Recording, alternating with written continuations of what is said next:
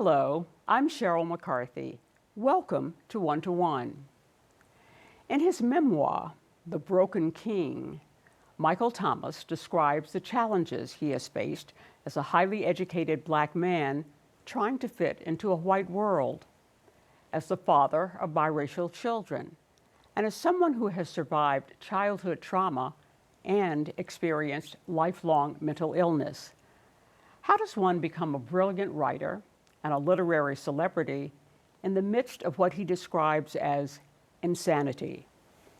An English professor at Hunter College, Thomas bears all about himself and several men in his family in what the New York Times calls one of the 100 notable books of 2025. Welcome. Thank you.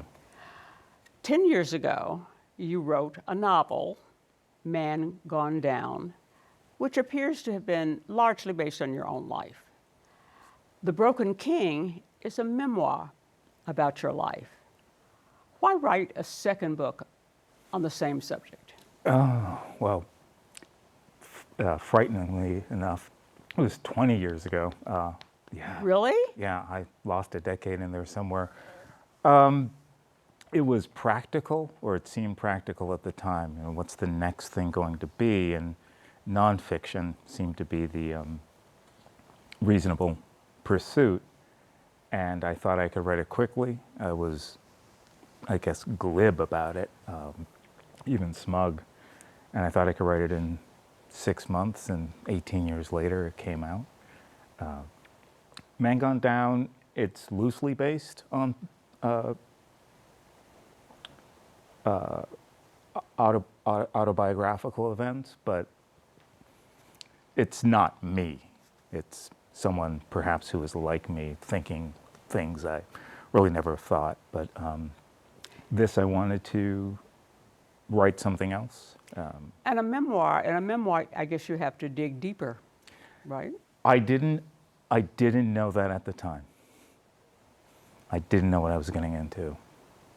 I didn't know what it would raise, and I'm still finding that out after it's been out. It's been out for about 6 months, and I'm finding out what I actually did. Why the title, The Broken King? Well, it comes from a T.S. Eliot line in Little Gidding, if you came at night like a broken king. But also it suggests so many broken kings, and I think it challenges what it is to be broken if one is broken at all. Viewing one's life as tragic, viewing one's life as over or irreparable, and perhaps finding out that one isn't, or I am not broken, which would be a convenient way to, live out my days. From childhood, you felt that there was something wrong with you. Why? And what did you know what you felt was wrong with you? Early on, if I was with my father doing certain things, I felt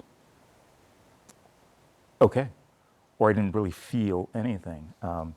If I was with my mother doing very few things, like helping her cook, or just doing something idly with her, I felt okay. Running, playing sports, reading on my own felt right. But it was really getting into or getting out in the world and trying to fit into certain customs and mores. And this is, I know I can't separate race, but just being in kindergarten and not really understanding what other people were doing. And I'm starting to understand that more and more. Is that because you were a Black kid in a largely white kindergarten? No, my kindergarten was relatively integrated. No, it was being a Black kid with what would be called level 1 autism. I could read. I could read when I was 3. Right. I couldn't really speak. I stuttered, and I needed to cobble the language of other people together. I struggled with auditory processing. So if the teacher gave me instructions, it just happened here when I was coming in, go down the hall and go through the glass doors, and I had to stand at the front desk and try to process what was happening. When I was younger, I used to get anxious and feel that I had to hide it. So I spent a lot of time, once I realized that it seemed pathological, that kind of behavior, I tried to hide it and fix myself.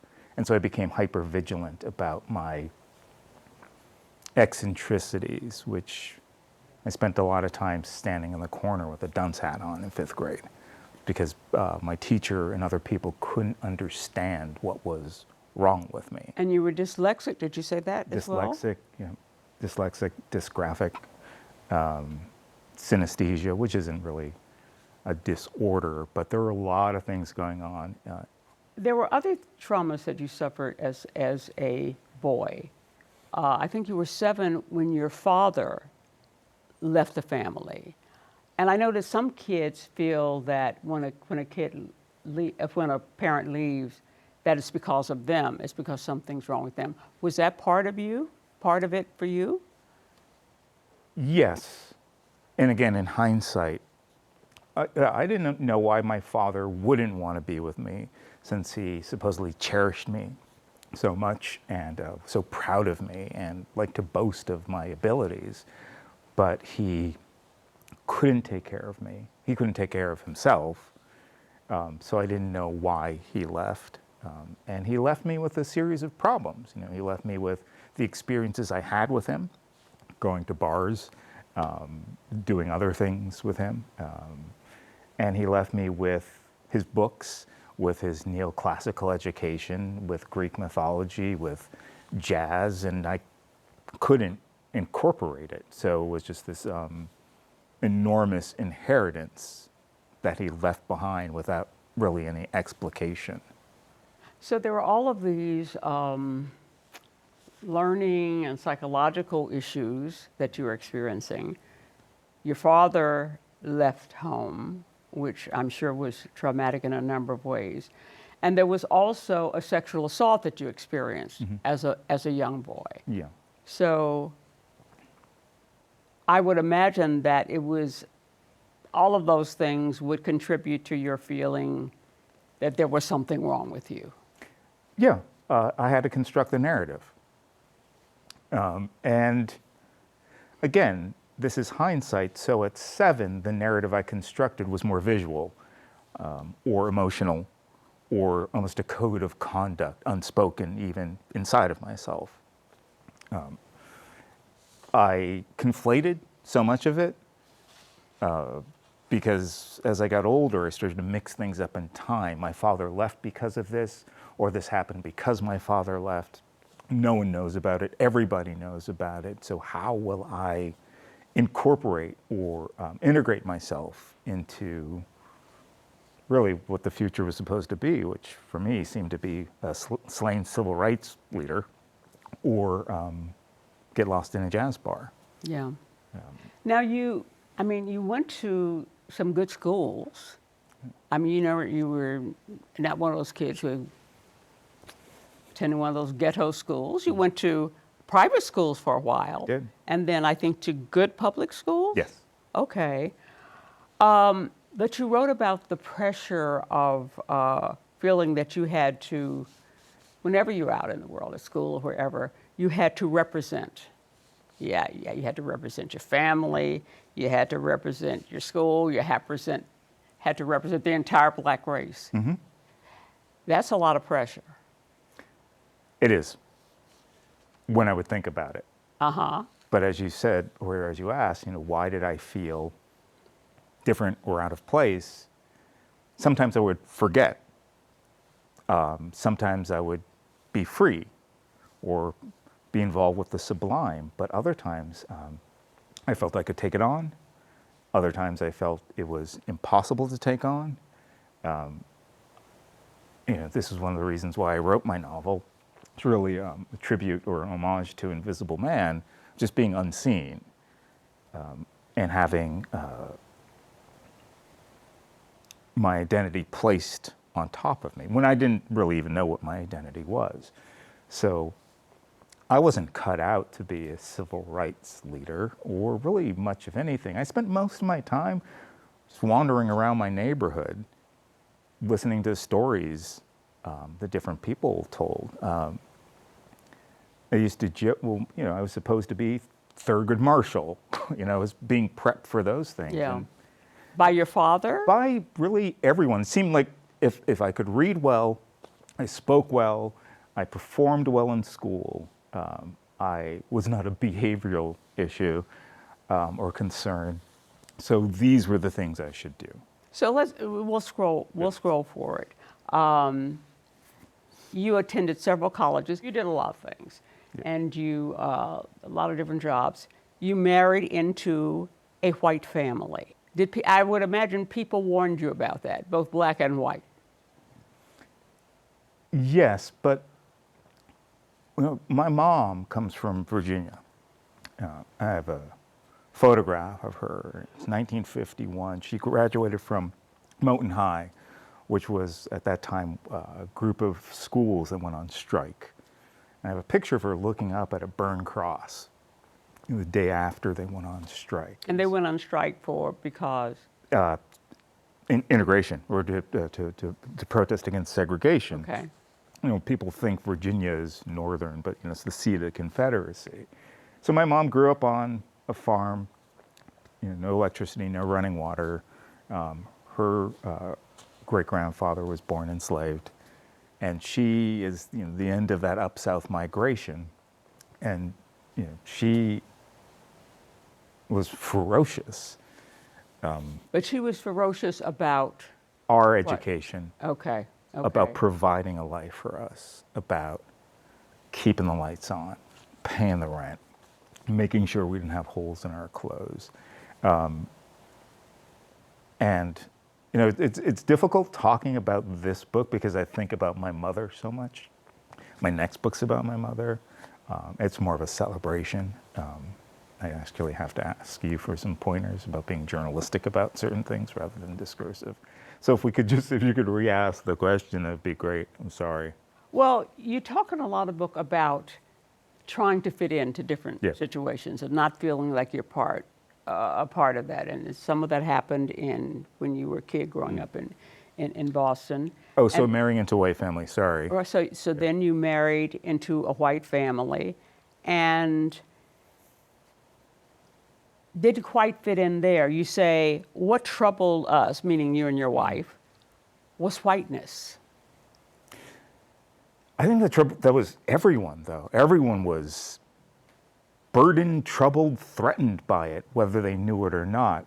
Now, you mean whether they were black or white? Yeah, she married into my family, too. Okay, right. And what, at the best of times, we were doing was almost creating a new culture, right? Of answering or accepting the promise of what the country was supposed to be. My mom, this is where I lost the thread, I went and asked her if it was okay.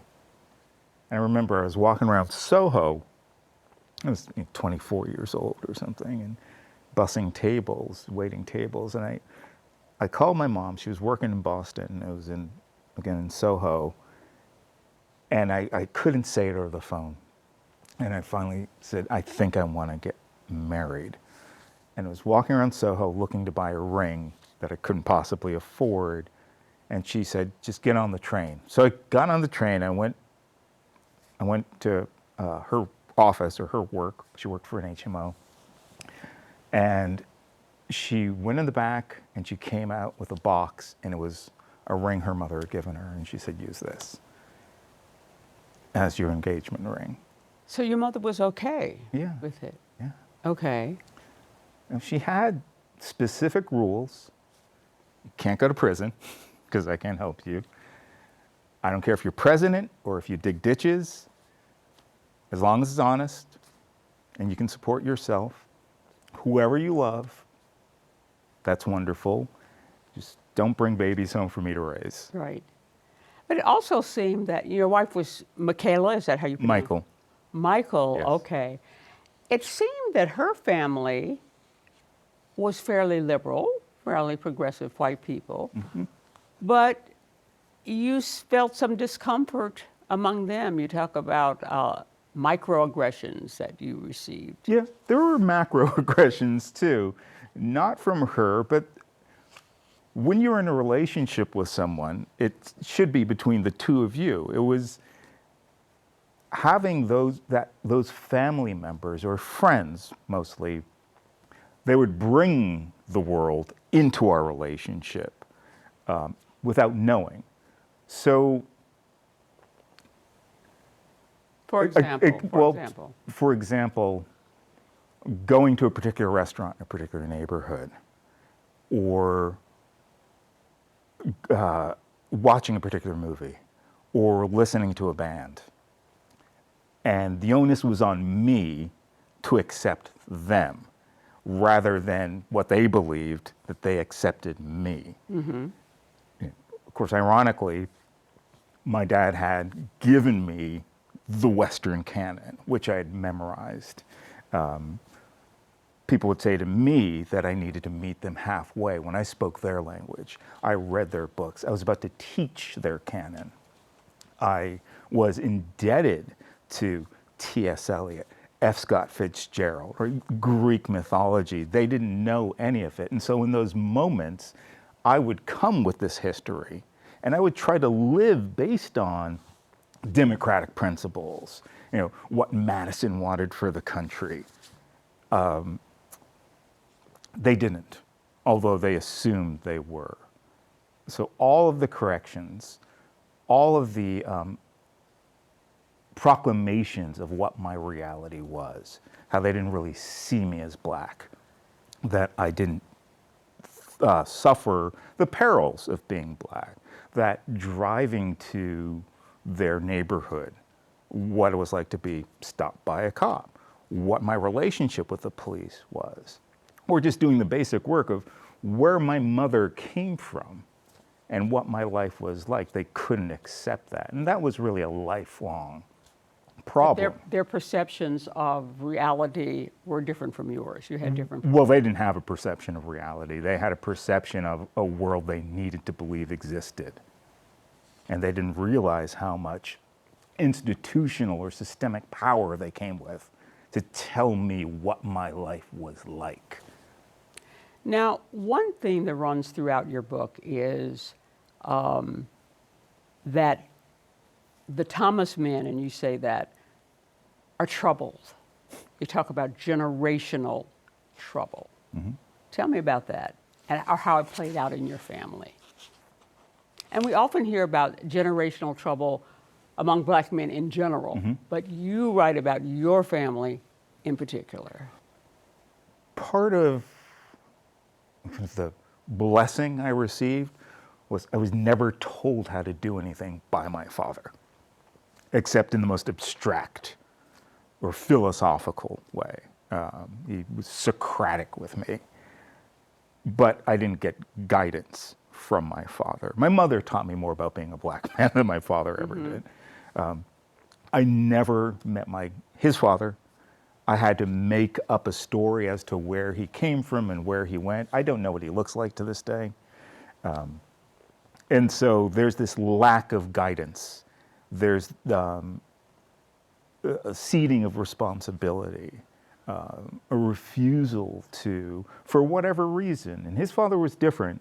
Again, I don't know. I only know anecdotally what his father might have been like. I think I've made up a lot of it.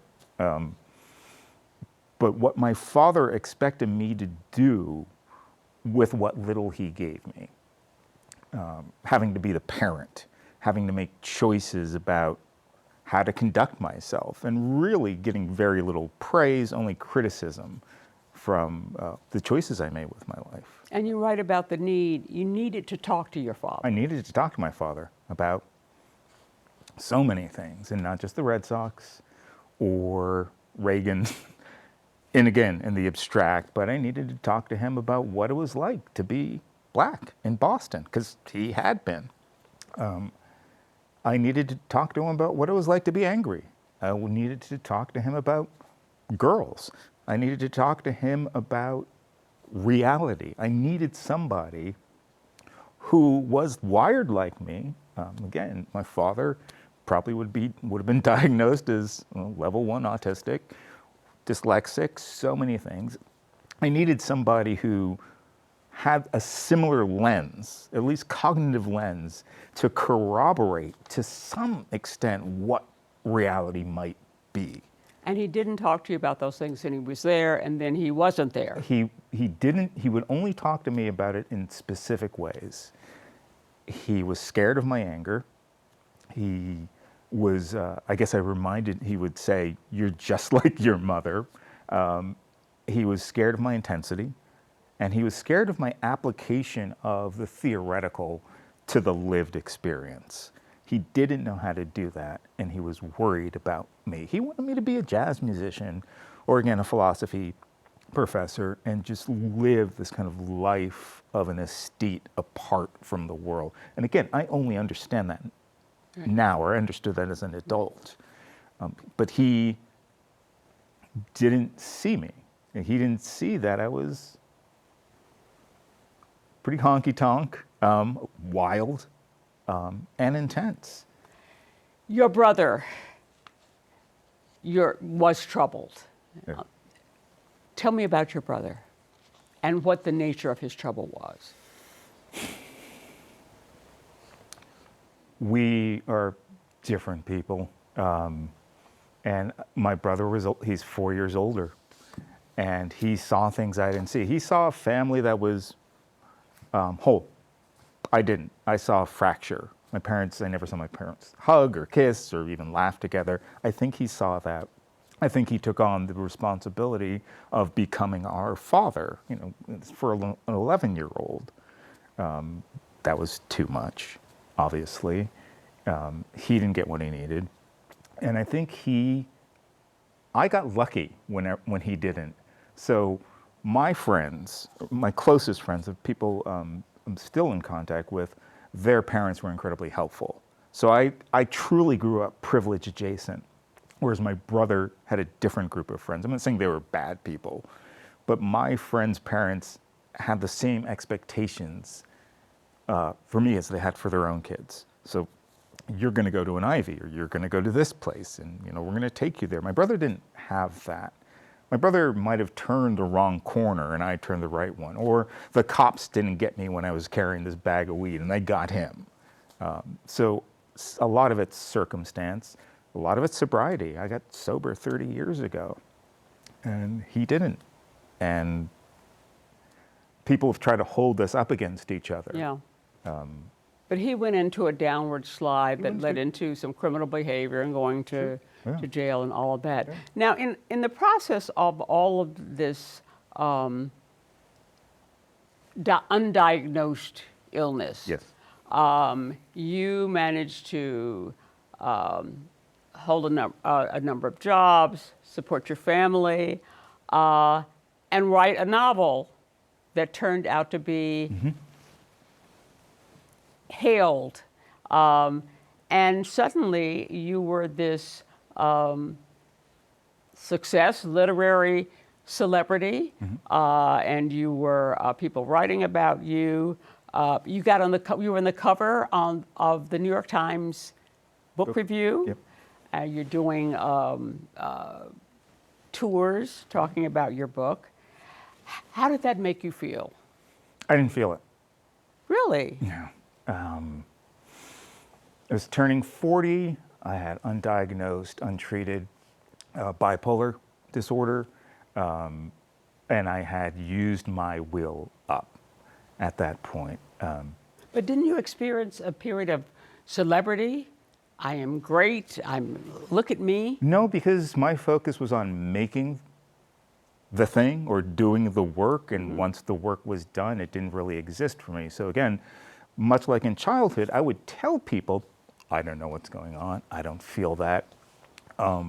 Any kind of comment, positive from the outside world, I'd been called so many things at that point, I just didn't listen. I didn't do it coyly or with anger. I just didn't experience in that way. And that's something I've written about in this book. I don't experience the world emotionally the way other people do. It doesn't hit me. I don't get it.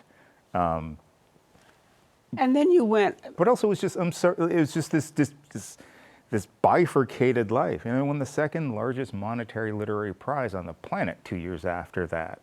and then you go on this. But it was 3 months behind in the mortgage. Okay, okay. So there's so many other things. Okay. So I'm of this world, and so the literary trappings, while I don't want to dismiss them, I feel more comfortable living out of a bag, and thinking about and struggling with other things. I'm grateful, but I don't understand it. So then you go into this terrific downward slide, which you describe as just, quote, insanity. You wind up in a mental hospital for a while. Just about 12 hours, yeah. Oh, only for 12 hours. But you got yourself back together. My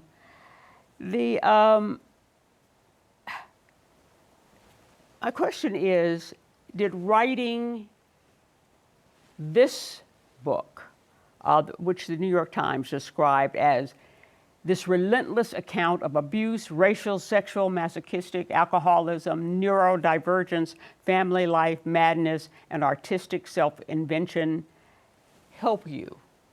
Did the writing of it help you? I don't know. That remains to be seen. It's helped me professionally. It's helped me in some ways financially. It's taken a long time, or took a long time.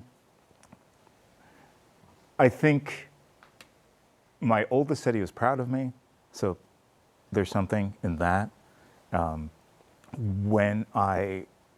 It's helped me understand that I'm a part of the world.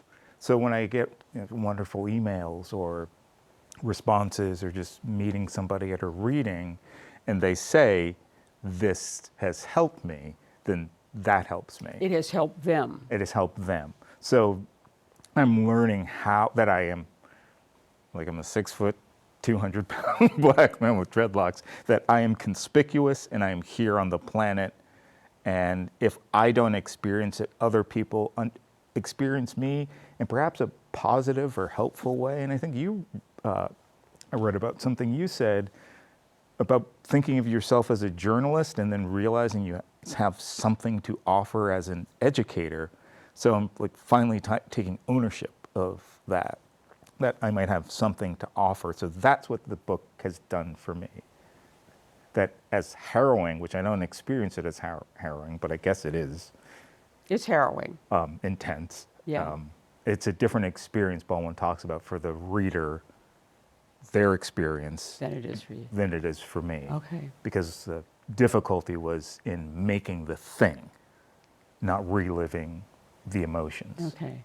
Well, it is a harrowing book to read. I've been told. Yeah. And it's also very, a wonderful writer. So it is really literary and well written. And thank you for writing it. Thank you for having me. Unfortunately, we're out of time.